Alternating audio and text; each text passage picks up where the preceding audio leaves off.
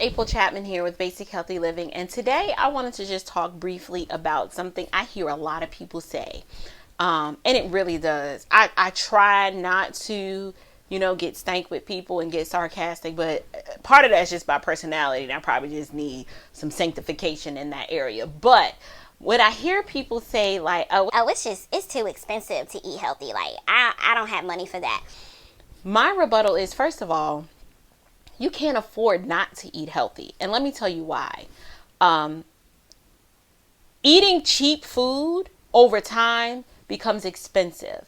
And you either pay now or you'll pay later. And let me explain.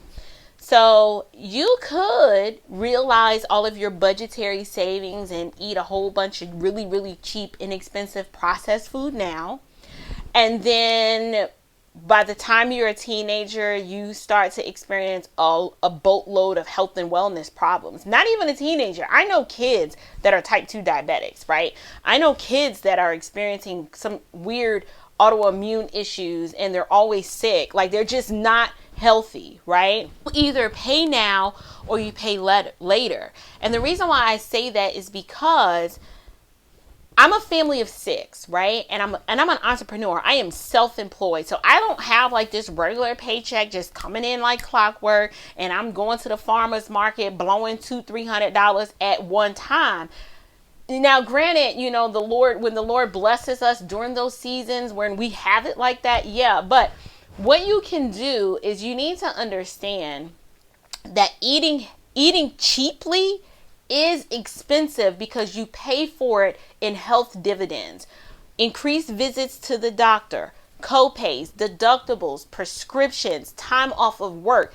That adds up and it becomes expensive. But when you invest in your health, right, by taking care of yourself and eating a well-balanced whole food diet, you don't have this revolving door at the pediatrician all the time. You're not always going to the doctor talking about, I've got all the digestive complaints and I don't understand what's going on. The doctor's not telling you, listen, if you don't get this blood pressure under control, I'm about to put you on some medication for it. Your cholesterol is just way too high. We got to get these numbers down. Or your pancreas is not working like it should. We're probably going to have to give you some insulin. Do you know how much insulin costs? Insulin is very expensive. And I'm talking about insulin for type 2 diabetics. I'm not talking about type 1 diabetics. This does not apply to you. So don't come at me in the comments, okay? What I am saying is that when you do not invest in your health, you pay for it later on, and it's way more expensive than you ever wanted to pay. Medical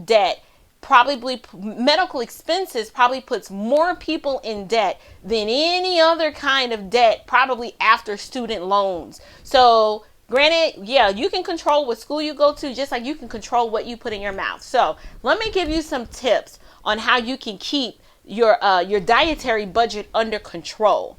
The mistake that people make when they embark upon this healthy lifestyle journey, like at the beginning of the year, they're like, yes, we're going to eat organic and we're going to do non-GMOs and I'm going all the way. And then they start looking at the receipts and how much money they spent, and then they start to be like, this is too expensive. The reason why it is expensive is because just like in the spiritual realm or spiritually, how you can't be double-minded, it's the same way with health and wellness. If you are still trying to eat the same foods you used to eat, and then you're starting to add in these new foods, the two of those together will overtax your budget and you will end up feeling like this is too expensive. So like if you've got a grocery shopping cart full of all the processed foods you were eating before, your Kraft mac and cheese, your stovetop stuffing, your potted meats and all that other stuff. If you've got,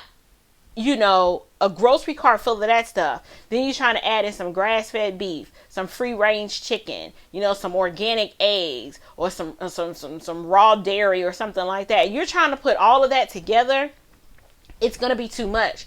You are going to have to pick and choose. Just like the Bible says, choose you this day who you're going to serve. You got to pick and choose. Are you going to falter in between two opinions, or you're going to be like, no, we're eating this way and lower your dependence on processed foods, or you're going to eat this way and increase your dependence on the foods that serve you well. If you decide that you want to make a casserole, right? Then you could go get a Stouffer's casserole, pop that bad boy in the oven, and it's on the table in under an hour.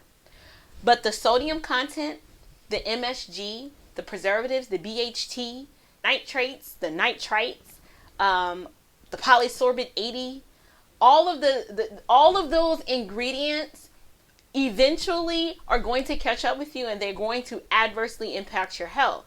However, if you decide to make a casserole and you get the raw ingredients, and you honestly, most of us just need to really get back to the basics. I know this is basic healthy living. That makes so much sense. Cooking the way our forefathers cooked. They couldn't run into the grocery store and just go grab a can of condensed soup. They wanted a soup, they made a soup.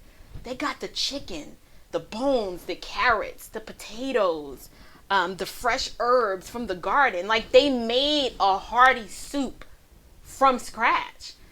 They were able to control the amount of sodium in the soup.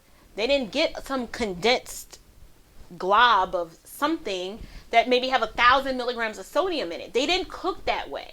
And I'm not saying these things to shame you, but I am saying these things so that people can understand what I mean when I say that these processed foods over time result in adverse health conditions. For example, people who eat a well-balanced whole food diet and they don't eat a lot of processed foods, they don't have gout, right? They don't have all that excess uric acid storing in their feet and in their ankles and everything's all swole up. They don't have arthritis because they're not eating diets of highly inflammatory foods. These foods mess with our endocrine system. Women in particular, we have a lot of hormonal challenges. It's because we just don't know that the foods that we're eating out of convenience, we're paying for it on the back end. So my challenge to you is, let's cook at home more. Let's actually bake a chicken as opposed to going to get like a rotisserie chicken from the Publix. Kids want some French fries? Go get a potato. Peel it, slice it, drizzle some nice little oil on it and some seasonings and some herbs and put those bad boys in the oven. You don't have to deal with all of the coatings and stuff. Get it? Don't listen. I'm not a maniac with this stuff. My kids eat French fries, okay? I get it.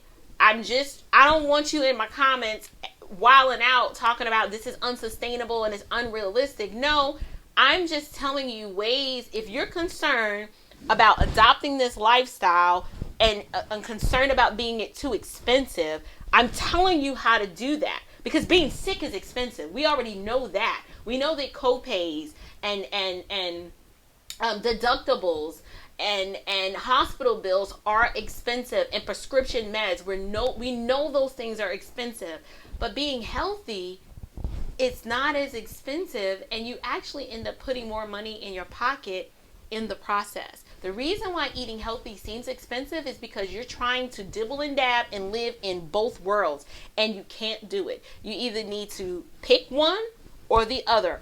Or if you choose to do both, just know that the grocery bill will be higher. And if you have it like that, that's fine.